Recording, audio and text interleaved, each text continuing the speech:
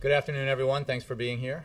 It is my great pleasure to see you today and take your questions, which I will commence with right now. What is the president going to do now that the House has rejected the 2-month Senate deal? What the House did today was refuse to take up the bipartisan compromise passed by the Senate with 90% approval. More than 80% of Republicans voted for it. And I think all of you here are astute enough analysts of Washington and Congress to know that the reason they refused to vote on that bill is because it would have passed. It would have resulted in absolute assurance that 160 million Americans would not have their taxes go up on January 1st. And that is most unfortunate. It still is available, however, as an option for the House. They can take up the bipartisan compromise that passed overwhelmingly in the Senate, the result of a negotiation between the Republican leader and the Senate Democratic leader, a negotiation that was a result of a strategy agreed upon by Senator Reid, Senator McConnell, and Speaker Boehner. A result that was deemed by the Speaker of the House to be a good deal in his conversation with his own colleagues, House Republicans. We agree with that assessment. It is absolutely a bipartisan compromise. And it reflects the work that the Senate Democratic leader and Senate Republican leader achieved towards a year-long solution to extending the payroll tax cut. They worked very hard on that. Senator Reid worked very hard on that bipartisan compromise. They could not quite achieve it in the time allowed and passed a overwhelmingly bipartisan 2-month extension as insurance to make sure that Americans did not have their taxes go up in 11 days and 10 hours. 160 million Americans. That is absolutely what must get done. And the House still has that option, so we hope they take it. So what is the president going to do? Is he going to do anything? He will continue to urge the House to do the responsible thing. Not for him, not for Democrats or Republicans, not for party, but for the American people. Look, everyone is for now an extension of the payroll tax cut for a year. I would remind you that we are even in this position of trying to extend the payroll tax cut because the president has been pushing for it since September. Everyone is now for it. All leaders of both houses are committed to extending it for a year, and we expect absolutely that will happen. But as you know, last week and then on Saturday, after negotiations, bipartisan negotiations between Senator McConnell and Senator Reid and others, a decision was made that more work needed to be done to reach that full-year extension compromise, and that as an insurance policy against raising taxes on 160 million Americans, this two-month extension of the payroll tax cut was the right way to go. The kind of consensus that approach created was pretty unprecedented in Washington, and definitely unprecedented in 2011 in Washington. So we had 90% of the United States Senate vote in favor of something that was a toughly negotiated compromise between Democrats and Republicans. And I think, as you've seen, when you ask what the president will ask Congress to do, or what the president will do, I mean, he will say what a growing number of Republican senators are saying. They're saying, please, Speaker Boehner, please, to our colleagues in the House, support what is absolutely the right thing to do here. Do not let taxes go up on 160 million Americans in just 11 days. Pass the extension. Can he offer Can the president offer any assurances to the American people that this will get done this year, or are his hands tied and it's up to the Speaker and the Well, House Republicans? in order for it to get done, it has to pass the House. This is one area where his executive authority does not extend. He cannot order the extension of the payroll tax cut. Congress has to take action. He has worked very closely with leaders on the Hill to reach this point, and again, I will point out to you, the President began in September calling for not just an extension of the payroll tax cut that put $1,000 extra this year in the average American family's pockets, but for an expansion of that. An expansion for the individual tax cut, and he called for expanding it to small businesses. He did not get all that he wanted in this compromise. He didn't get that. He originally put forward a way to pay for it that asked Congress to close subsidies and to close end corporate subsidies and loopholes, and to ask the wealthiest Americans to pay a little bit more.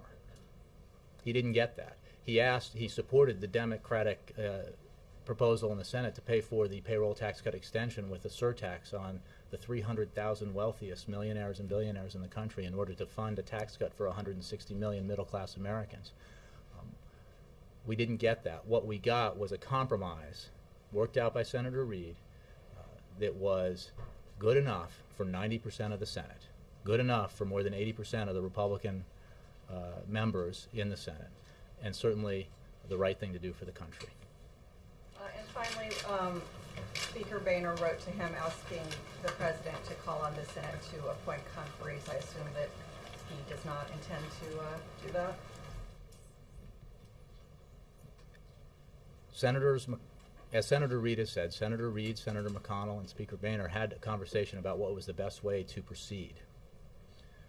The best way to proceed was to have Senator McConnell and Senator Reid negotiate a bipartisan compromise. They worked very hard to do that. They worked very hard to reach an agreement on extending the payroll tax cut for a year.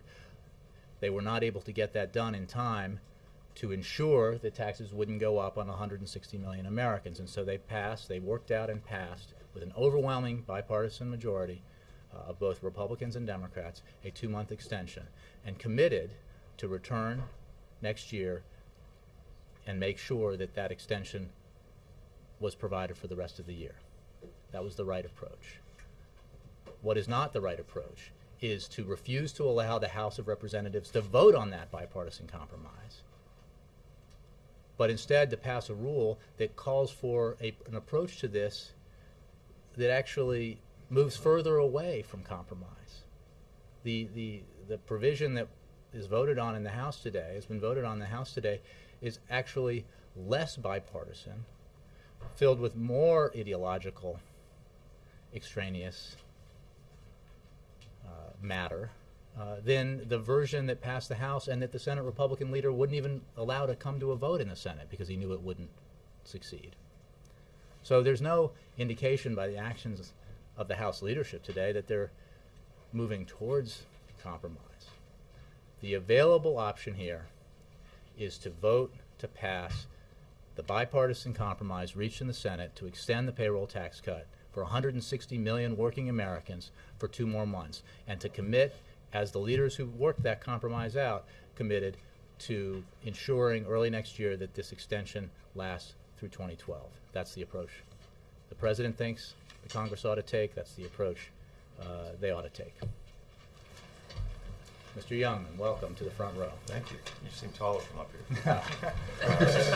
Better looking? Taller. He's taller. Just to put a fine point on this, the President won't ask Senator Reid to appoint conferees. The President agrees with Senator Reid and with the 89 senators, Republicans and Democrats, who voted for the bipartisan compromise, that is the right thing to do. The House should vote on it.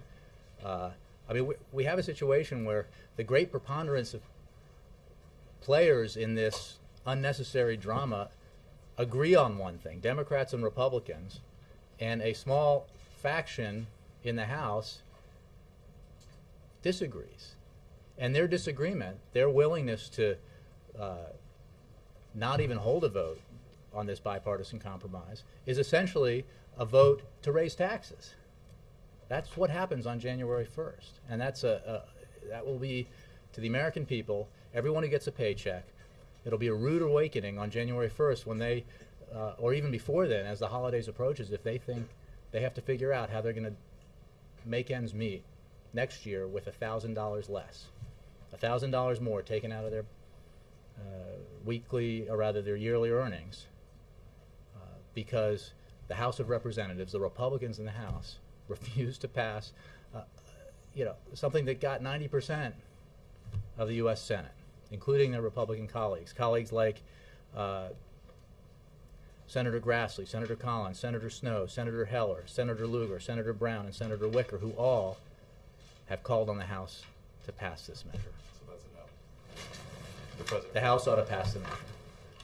Just in general terms, does the President believe it's worth negotiating with Speaker Boehner? Does he believe that Speaker Boehner is somebody who can deliver on what he might agree to in negotiations? The issue here isn't negotiating with the Speaker of the House, That's why I said because we're focused on the task at hand right now, and the disagreement here is not between the Speaker and the President. They both agree that we ought to extend this payroll tax cut through the end of the year, but the disagreement quite clearly here is between the leadership in the House, of the House Republicans, and the rest of Congress, the Republicans in the Senate, the Democrats in the Senate, and the administration. When it comes to what happened this weekend, what the President is not and should not be is a marriage counselor between Senate Republicans and House Republicans. On Iraq, the political crisis there seems to be escalating. Aside from monitoring the situation, is the administration doing anything? Has Vice President Biden been asked to step in and perhaps oversee this or intervene? You're referring to The al-Hashimi, right. the arrest warrant, as I discussed yesterday, we're obviously concerned about this, and we have we are always in conversations with Iraqi leaders. We closely monitor the reports, and we urge the Iraqi authorities charged with this responsibility to conduct their investigations into alleged terrorist activities in accordance with international legal norms and full respect for Iraqi law. As I said, we are talking to all parties to express our concern regarding these developments. We continue to urge all sides to work to resolve differences peacefully, through dialogue, and in a manner that is consistent with the international standards of rule of law, transparency, and the democratic political process. Ambassador James Jeffrey, as well as other senior U.S. officials, have been in frequent contact with Iraqi leaders on this matter and will continue to do so. Is Vice President Biden one of those officials? I don't have any conversations involving the Vice President to report out to you. You correctly identify the fact that the Vice President is very engaged in Iraq as a rule, but I don't have any specific conversations of his to report out. Let me move it around. Yes, ma'am. Any comment about the result of the Egyptian election? So, I'm sorry, I didn't quite hear the full. I know it's about any Egypt. comment result of the Egyptian election? Hold on one second.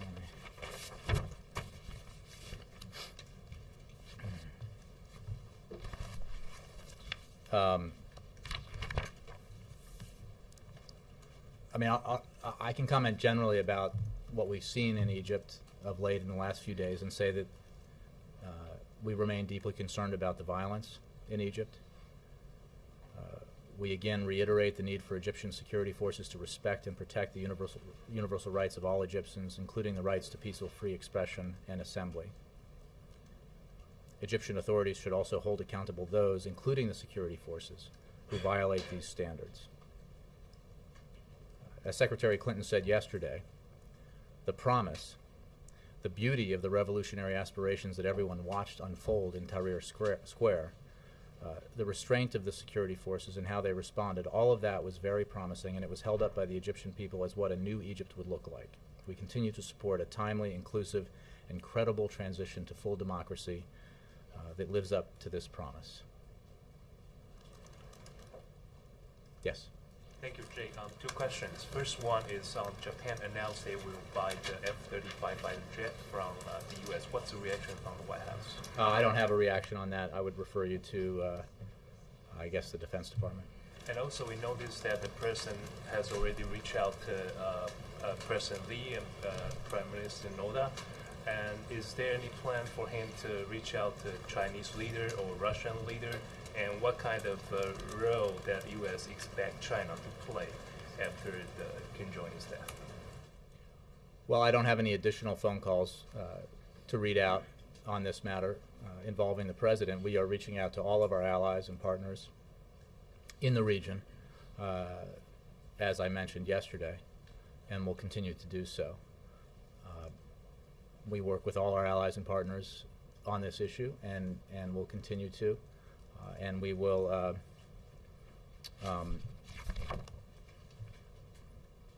or I will simply add to what I said yesterday, that we hope that the new North Korean leadership will take the steps necessary to support peace, prosperity, and a better future for the North Korean people, including through acting on its commitments to denuclearization. Moving back. Nora. First on the payroll tax cut, Speaker Boehner has said that they will adjourn at the end of the day. There are no plans for the Senate to return. Will the president stay in Washington while Congress is away? The president is here and is very focused on the need for Congress to take the appropriate action to make sure that Americans don't have their taxes go up on January 1st. He believes that the absolutely right course of action here is for the House to take up the Senate bill that has already garnered overwhelming bipartisan support in the Senate, and to pass that bill so that Americans don't have their taxes go up. While you know what Speaker Boehner said, the fact is it remains an option for the House to do that, and I think it is the result of avoidance, if you will, that the House resulted to sort of parliamentary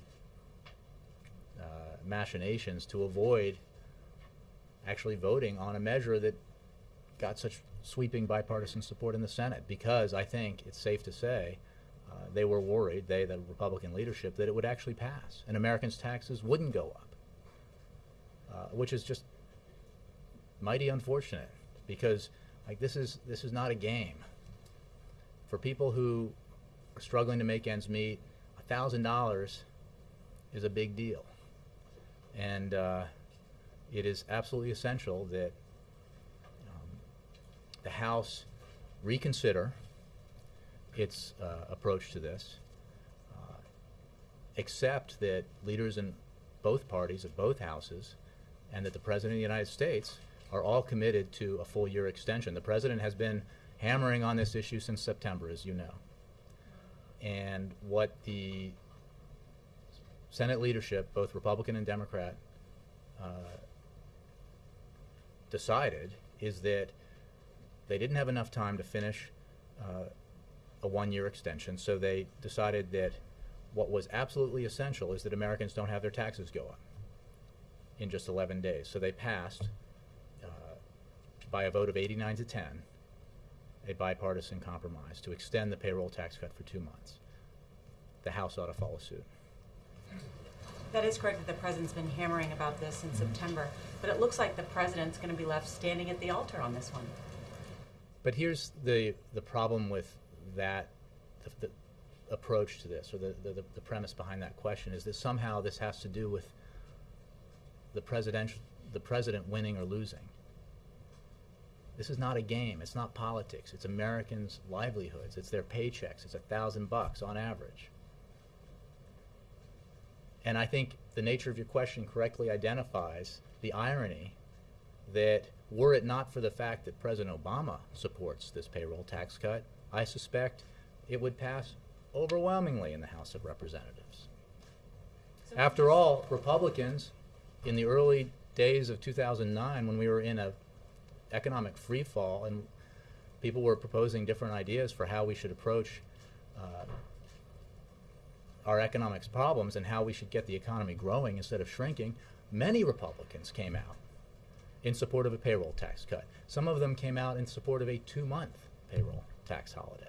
Will you reiterate that the president plans to stay in Washington until the payroll tax cut is passed? The president intends to stay and work with Congress to ensure that Americans don't have their taxes go up. But let's be clear about where the power to make that happen resides. The president supports this bipartisan compromise. Senate Democrats support this bipartisan compromise. Senate Republicans overwhelmingly support this bipartisan compromise. At least a handful, if not more, already on the record. House Republicans support this bipartisan compromise. I suspect that many, many more do. The holdouts are very much in the minority.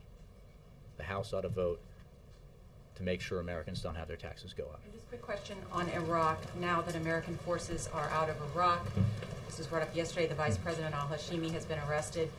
Does the U.S. want to be involved now at all in limiting sectarian tensions, or is Iraq, as the President said at Fort Bragg, in the hands of the Iraqi people? Well, Iraq is a sovereign nation, and it is very much in the hands of Iraqi leaders as well as the Iraqi people, the future of that country.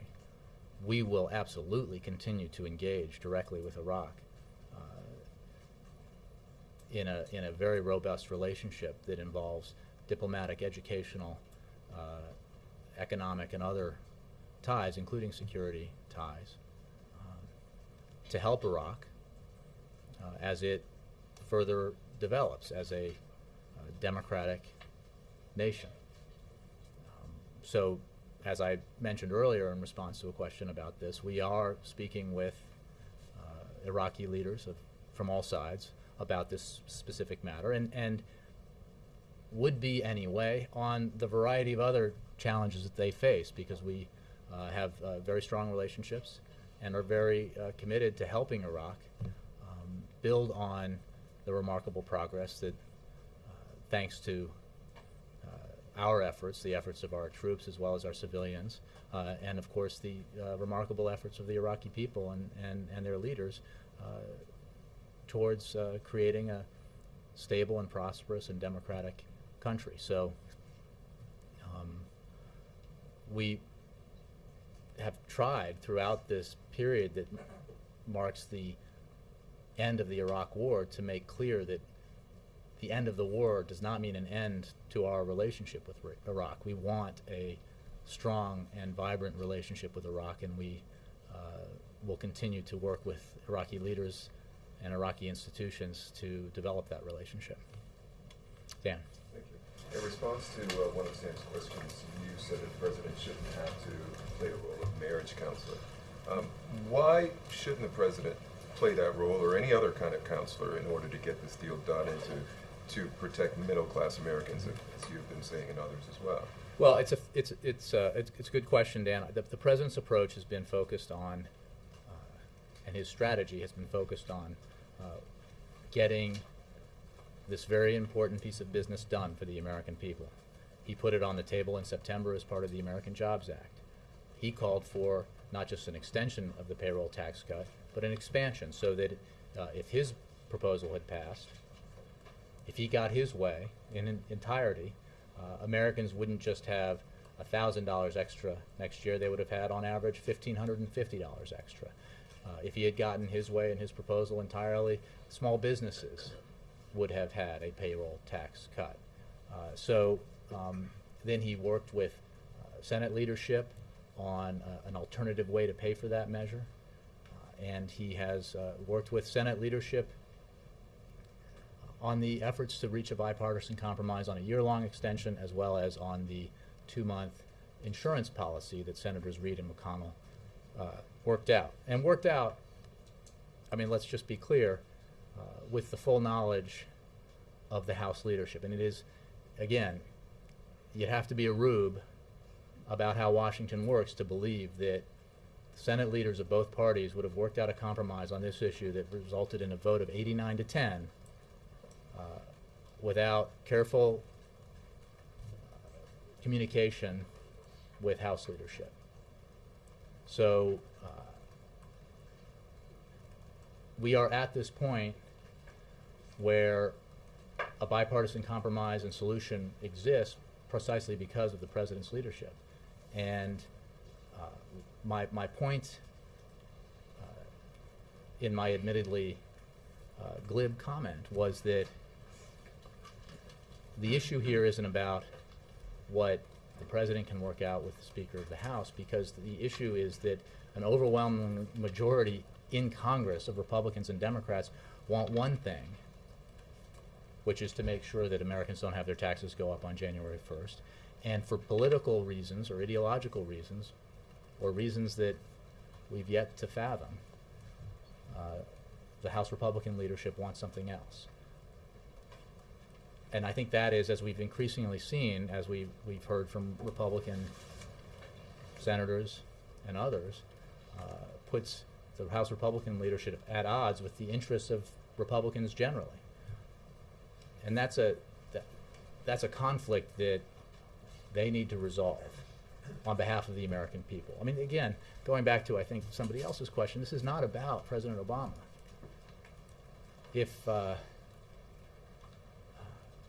I mean, we are in this ironic situation where we're now arguing over whether or not the Republican House of Representatives is going to allow a tax cut for most Americans in spite of the fact the president supports it, who happens to be a Democrat. It kind of turns conventional wisdom on its head about the priorities of the different parties, and that's because, in part, this president's priority is the American economy and the need to create jobs. That's put aside all the political posturing and who's up and who's down and who wins and who's to blame. The president wants this because he thinks it's vitally important to the economy. We have had some good news lately with the economy. You know, we have a lot of work to do, but there are some signs of improvement. And what outside economists have said is that if we do not extend the payroll tax cut, that could have a very negative effect on an economy that is just beginning to show some positive signs. So the president wants this not as a political victory, but because his number one priority is growing the economy and creating or helping the economy create more jobs so that fewer Americans are looking for work and more Americans are employed and have the means to ensure that they can pay their bills and send their kids to school. One other question. I know you often don't like to talk about polls, but CNN has a new poll that came out, and it shows that the president's numbers are much better than they were just last month. His approval rating 49% now compared to 44% in November. Disapproval 48% now compared to 54% in November. Any comment on that? What do you attribute that to? I will simply say that polls go up and down. We live in a very challenging political environment and, more importantly, in a continually challenging economic environment. This president's focused on the challenging economic environment. And admittedly, in focusing on that, he has to contend with the challenging political environment. But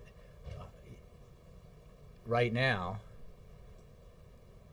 he is committed to working with Congress and doing the things he can do outside of Congress to grow the economy and help it create jobs. And I think that in these last several months, that focus has been pretty clear. And he's going to continue that focus. And the impact that has on polls remains to be seen, but it is his primary focus as president. Jay, I just want to put a finer point then. Are you saying there's a scenario that's possible on December 25th where the president wakes up and It's a Wonderful Life is on, and he puts on his Christmas sweater and in the White House, and he's all alone, and his family's and he and John Boehner, he invites John Boehner over, and is it possible that he spends Christmas alone at the White House? I think it would be Will you be available if? I have an opening in it, yes. You just give us 20 minutes, we'll do an interview. When he hears this is going to change his opinion about. We'll go to Hawaii. Look, I'm reluctant to say where he's going to be on which day because I don't want to make this about him. And also, it is a very fluid situation. Today, the House, or overnight, the House abruptly avoided voting on the available Senate bipartisan compromise to engage in some political theater. And then, but what remains true is, although they have done that, is that available bipartisan compromise is still there, or is still available. So it's hard to know what tomorrow is going to look like, what the next day is going to look like, as this saga continues. What the president will continue to articulate is his firm belief that he and every leader in Congress is committed to extending the payroll tax cut for a year. B, that we need to make sure as an insurance policy against taxes going up in 11 days on 160 million Americans that we pass the bipartisan compromise that extends the payroll tax cut for 2 months. Beyond that, my crystal ball is very cloudy, so I can't really tell you. I'm sure. I know the president wants to see his daughters and his wife, but right now we're focused on urging Congress to do the right thing, urging the House of Representatives, the Republicans in the House of Representatives, the leadership of the Republicans in the House of Representatives to do the right thing. Two other quick things. One, do you dismiss the concerns that have been raised, putting aside all the other issues that are out there, dismiss the concerns by some payroll experts who say that just practically speaking, not politically speaking, it is going to be difficult, confusing, hard to implement a 2-month extension, putting aside any politics? Sure. Do you agree at all? Well, I don't dismiss it. I understand that when Congress waits to the last minute to do something like this, as it did last year, it creates some challenges and complications. But as I said yesterday, the president is committed to asking his administration to work with American businesses to overcome whatever complications this might cause. He would rather do that, rather make that request of his administration than ask Americans to spend the holidays worrying about how they're going to deal with $1,000 less next year. Okay.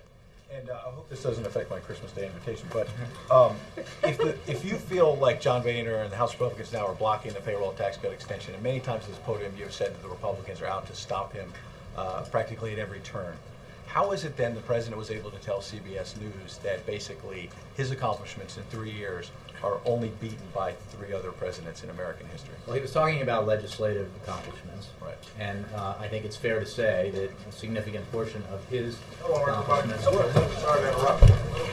It's all yours, sir. Thank you.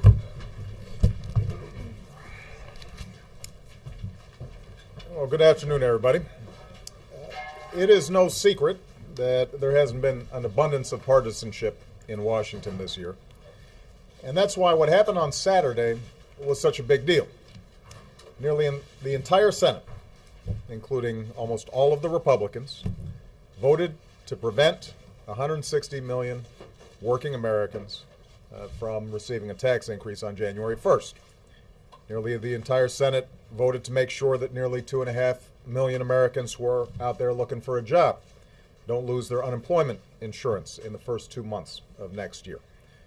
And just about everybody, Democrats and Republicans, committed to making sure that early next year we find a way to extend the payroll tax cut and unemployment insurance through the end of 2012. But now, even though Republicans and Democrats in the Senate were willing to compromise for the good of the country, a faction of Republicans in the House are refusing to even vote on the Senate bill, a bill that cuts taxes for 160 million Americans. And because of their refusal to cooperate, all those Americans could face a tax hike in just 11 days. And millions of Americans who are out there looking for work could find their unemployment insurance expired. Now, let's be clear. Right now, the bipartisan compromise that was reached on Saturday is the only viable way to prevent a tax hike on January 1st. It's the only one. All of the leaders in Congress, Democrats and Republicans, say they are committed to making sure we extend the payroll tax cut and unemployment insurance for the entire year. And by the way, this is something I called for months ago. The issue is that the Republican and Democratic leaders of the Senate worked on a one-year deal, made good progress, but determined that they needed more time to reach an agreement. And that's why they passed an insurance policy to make sure the taxes don't go up on January 1st. In fact, the House Republicans say they don't dispute the need for a payroll tax cut. What they are really trying to do, what they're holding out for, is to wring concessions from Democrats on issues that have nothing to do with the payroll tax cut. Issues where the parties fundamentally disagree. So a one-year deal is not the issue. We can and we will come to that agreement as long as it's focused on the payroll tax cut and unemployment insurance and not focused on extraneous issues. The issue right now is this. The clock is ticking. Time is running out. And if the House Republicans refuse to vote for the Senate bill, or even allow it to come up for a vote, taxes will go up in 11 days. I saw today that one of the House Republicans referred to what they're doing as, quote, high-stakes poker. He's right about the stakes, but this is not poker. This is not a game. This shouldn't be politics as usual. Right now, the recovery is fragile, but it is moving in the right direction. Our failure to do this could have effects not just on families, but on the economy as a whole. It's not a game for the average family who doesn't have an extra $1,000 to lose. It's not a game for somebody who's out there looking for work right now and might lose his house if unemployment insurance doesn't come through. It's not a game for the millions of Americans who will take a hit when the entire economy grows more slowly because these proposals aren't extended. You know, I just got back from a ceremony at Andrews Air Force Base where we received the flag and the colors that our troops fought under in Iraq. And I met with some of the last men and women to return home from that war. And these Americans, and all Americans who serve, are the embodiment of courage and selflessness and patriotism. And when they fight together and sometimes die together, they don't know and they certainly don't care who's a Democrat and who's a Republican and how somebody's doing in the polls and how this might play in the spin room. They work as a team and they do their job. And they do it for something bigger than themselves. The people in this town need to learn something from them. We have more important things to worry about than politics right now. We have more important things to worry about than saving face or figuring out internal caucus politics. We have people who are counting on us to make their lives just a little bit easier, to build an economy where hard work pays off and responsibility is rewarded. And we owe it to them to come together right now and do the right thing. That's what the Senate did. Democrats and Republicans in the Senate said, we're going to put our fights on other issues aside and go ahead and do what's right on something we all agree to. Let's go ahead and do it. We'll have time later for the politics. We'll have time later to have fights around a whole bunch of other issues. Right now, though, we know this is good for the economy, and they went ahead and did the right thing. I need the Speaker and House Republicans to do the same. Put politics aside. Put aside issues where there are fundamental disagreements and come together on something we agree on. And let's not play brinksmanship. The American people are weary of it. They're tired of it. They expect better. I'm calling on the Speaker and the House Republican leadership to bring up the Senate bill for a vote and give the American people the assurance they need in this holiday season. Thank you. Mr. President.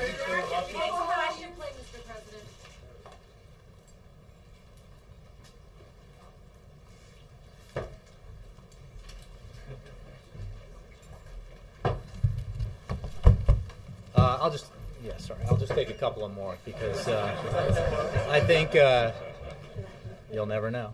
So is he going to deliver that message now in phone I think he calls? just did. This was it? Is he calling Boehner? Is this the way he's going to do it? I think I've answered the question about whether or not this is an issue of that kind of negotiation. It is simply a call by the President for the House of Representatives, the leadership of the Republican Party in the House of Representatives, to follow the example of the Senate and to act in an overwhelmingly bipartisan fashion to ensure that Americans' taxes don't go up on January 1st. Jay, is this a I'm stalemate? not going to, you guys get to write the flowery prose. I don't get to do that anymore. Kristen, sorry. Jay, thanks. House Republicans have said that their main issue with the bill is that it only extends the payroll tax cut for 2 months. Given that, as the President just said, ultimately he does want to see a one-year extension, can you just explain what the problem is with renegotiating this deal? Well, I'll point you back to both what the President said and I said, which is that as part of an approach that was agreed upon by the Speaker of the House, the Senate Republican leader, the Senate Democratic leader, worked very hard on a bipartisan compromise to extend the payroll tax cut for a year. They made great progress, but they were not able to get it done in time, and they believe that what was of the utmost importance was that they reach a compromise to extend the payroll tax cut for 2 months to ensure that Americans did not have their taxes go up on January 1st, but they committed to come back and finish the work that would lead to a year-long extension. That is absolutely the President's approach. I mean, it is simply a fallacy to suggest that this is about 1 year versus 2 months. Everybody's for 1 year. In fact, and I won't bore you with reading all the quotations that exist, I mean, this President's been pushing for a 1 year extension and expansion of the payroll tax cut for months, initially against great Republican resistance to even that idea. So his commitment to doing this for a year, I think, is beyond doubt. What concerns him is that if the House does not take action on the Senate compromise, taxes go up on 160 million Americans. The avenue out of this problem that the House leadership created is obvious and clear to everyone. Vote on the Senate bill. It didn't pass 51-49. Vice President didn't have to come in and break a tie. It passed 89-10. That's huge. They don't get much bigger than that on things that aren't post offices. So that's the right way to go. Nancy Pelosi was quoted as saying it is just the extreme Tea Party element of the Republicans in the House of Representatives who are standing in the way of a tax cut for 160 million Americans. Does the administration agree that the Tea Party is behind this? Or what do you think is... What I think, as I've said, and I can say again, is that what is clear is that based on an abundance of reporting, is that the Speaker believed that this was a good deal, that he thought House Republicans ought to support it, and then he changed his position because of the strong opposition of some segment or element of his conference.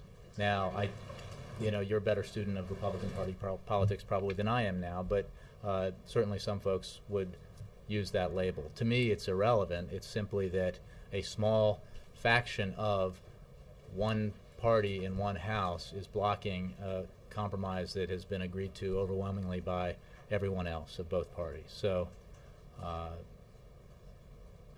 look, the fact of the matter is, if the taxes don't get, if the extension doesn't happen and taxes go up, people aren't going to remember. The American people aren't going to remember, like, who won, who saved face, who won the political battle in the middle of December. they're going to just remember their taxes went up. And they're going to be rightfully angry about it. So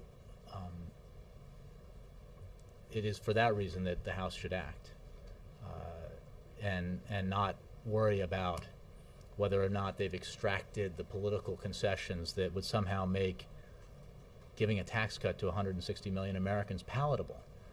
That used to be what it meant to be a Republican. Bill, and then Jackie. Jay, isn't there just one flaw to this equation, which is if you went to Dulles right now, you'd probably meet half the Republican members of Congress already running out of town. So in effect, the Senate is gone, and the House is gone except for the conferees. So we call on the Speaker to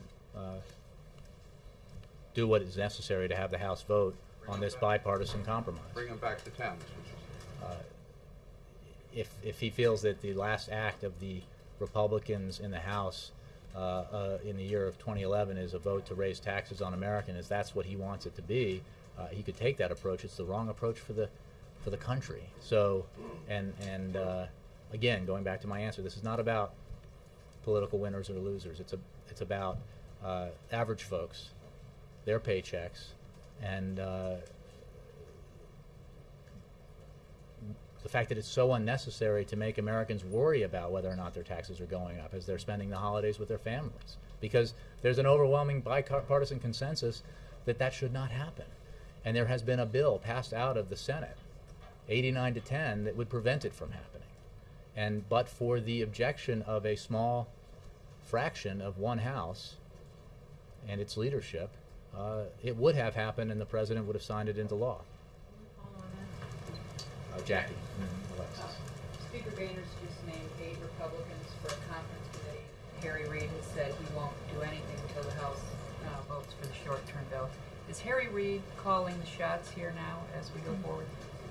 Harry Reid, the Senate Majority Leader, worked very hard with the Senate Republican leader to fashion a bipartisan compromise in the Senate that is exactly what I just described it as, a bipartisan compromise. It does not contain, it is not the bill that the President put forward, it is not the bill that Senate Democrats put forward. It is the product of a compromise between Democrats and Republicans in the Senate, both in terms of the extent of the tax reduction, the President wanted more, and in the way that it's paid for.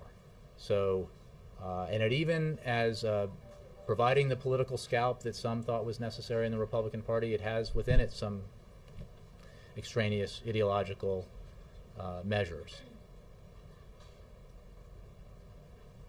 That is available to the House. The House has not even voted on it. They have not disposed of it. It remains as an option for the House to take action.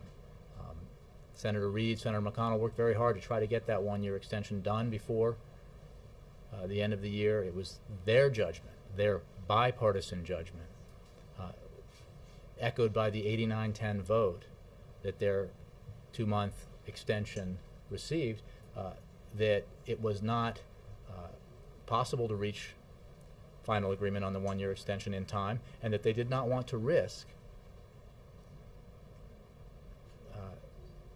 American